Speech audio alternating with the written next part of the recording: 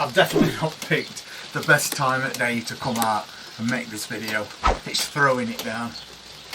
But according to weather, it's going to persist all day long. So why wait? I wanted to do another video today for another vegetable that you can start off quite early in year. And that's peas. We've got a couple of different types of peas. You've got first early peas and you've got main crop peas. You have got second early peas, but they're really just an extension of your first earlies. So I stick to two, first early, main crop.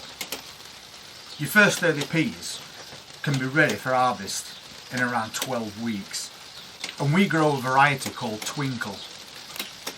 And it's a dwarf pea. The plants only grow to around 2 foot tall. So they grow quickly, the flower, and you start getting your pods. And we like to grow a couple together in a container. They're ideal for container growing. And then you've got things like Alderman, which are your main crop peas. Another first early pea you could use is Meteor. They'll grow bigger than the ones I'm using. But because we're doing the container gardening, for the moment I'm sticking to the dwarf variety. Your main crop peas, you'll plant a little later. And they're going to grow to really big plants. They'll get bigger peas in those pods, and they also take quite a bit longer to mature. So if you want to start off some first early peas right now, it's an ideal time to start them off.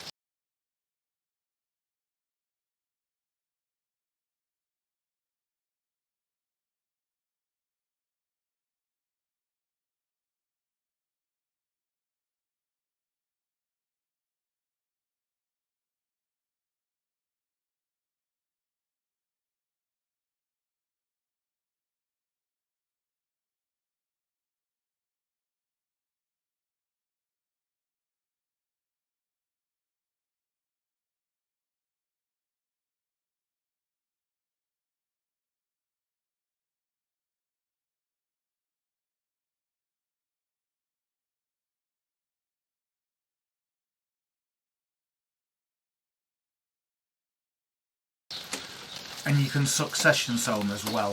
So you can start off a batch, get them growing to a decent size.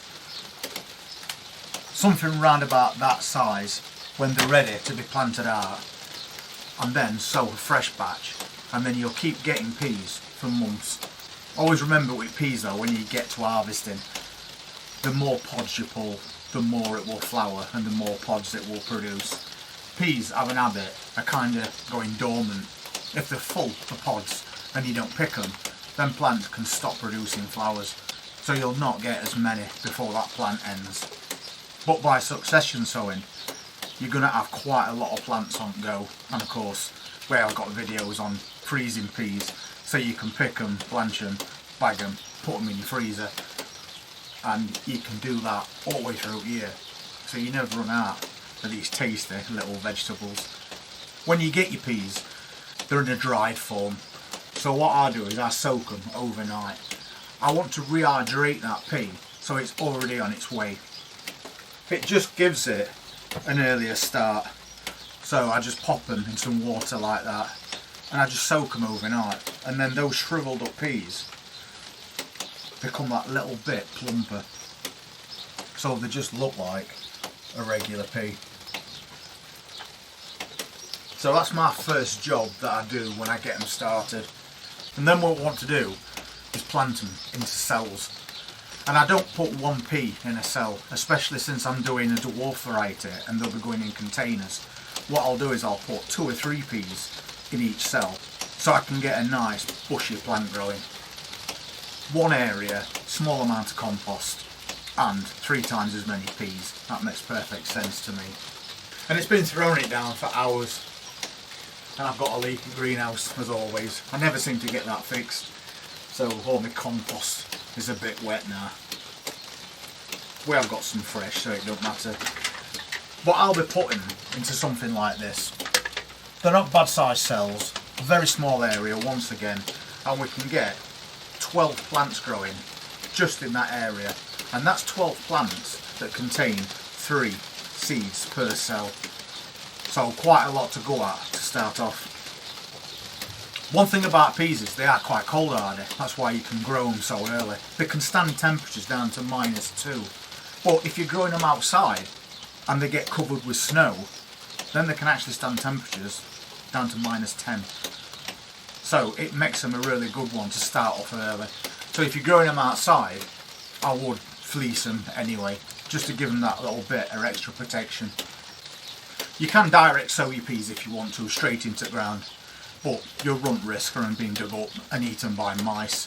So it's always a better idea to start them off in cells, take them indoors where it's a little bit warmer, because they're not going to take any space up. They don't need heat mats or anything like that. Just pop them on a windowsill, away from the minus temperatures that are actually starting again over the next couple of days. We're going to be looking at -2 possibly tomorrow night, and then -1 on Saturday. So if you are starting peas off, it's always better to start them off indoors, and then you haven't got that added aggravation of mice digging them out your trays, because they will dig them out your trays. They've done it to me before, and they've also done it with sweet corn and eaten every seed. You could also grow them in a length of guttering. Just a normal everyday piece of guttering, as long as you need. Drill lots of holes in the bottom of it, fill it with compost, and then just put all your seeds in there and let them grow like that. And the idea behind that is, once they get to a couple of inches tall and they're ready to go outside, all you have to do is just dig a shallow trench in your garden and then just slide that entire thing out, and then your row is planted all in one go. So you could do that. If you're going to do that, you're better off doing it with main crops though. So for the moment, we're doing the first early twinkles, and you can also use those and other varieties of peas for just pea shoots, and they're really nutritious. So you would just multi-sow lots of peas into a tray, let them grow, and once the pea shoots are a few inches tall, you just cut them off and then just use them as a garnish with a meal. But we're not doing that today. We're growing these into little plants so we can put them in containers and get us first early peas, aren't we? First job is to get some compost in here. When you fill these trays, if you're putting 2 or 3 seeds in a tray like I do, don't compress it right down, because you need to push these seeds in as well. So we'll see how many we get out of this. Obviously the first job is to get rid of this water. So a quick fill with this tray. So basically what I'm going to do is pop 3 in the centre of each cell like that. As I said, I want them to grow together to be a nice bushy plant in a container. I won't go more than 3 if you do this though, because peas roots grow quite quick as well, as do beans. But what you'd do with these is, once they start growing, you'd put them on into a new container, something a bit bigger, unless you're going to do what I do, and then they'll go straight into a container that they'll be staying in until we start harvesting. We've got quite a few peas here, so I'm probably going to do 2 trays out of this. And again, that's not a lot of compost, and it's not a lot of space to take up either. And I've got some of these little pots which come in quite handy, because then I can just put them over the tops of those peas and just push them all down in one go. And you only want to push them down a couple of centimetres, or you could just use a piece of wood.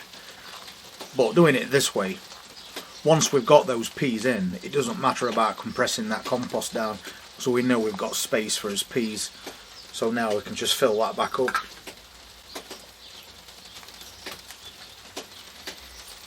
Those peas are nicely covered up now. They're hydrated, and this compost is wet as well. That's them on the way. If you're going to leave them inside your greenhouse, for whatever reason, you need to put some over the top.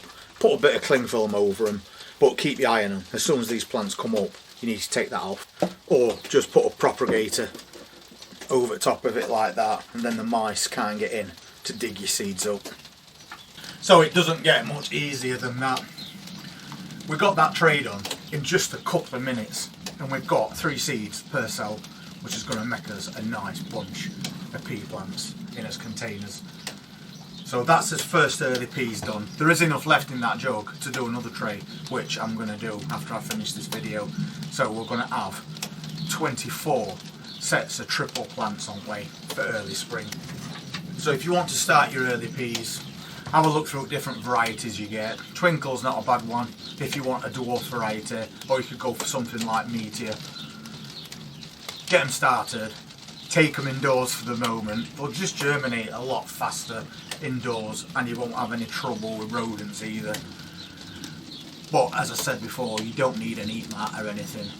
They'll be starting to germinate overnight today. The little shoots will start to appear, and once they've all come up and we get them to an half decent size, we'll then move them into his containers. But if you're going to be putting them outside at some point, you can just move them on into a 9cm pot. Let those plants grow a bit bigger. So that's it for this miserable, wintry, rainy day. And don't forget that tomorrow it's going to drop down to -2, maybe -1 on Saturday. So if you've got any tender plants in your greenhouse, make sure you pop that fleece back over the top. We don't want to start losing plants at this time of year.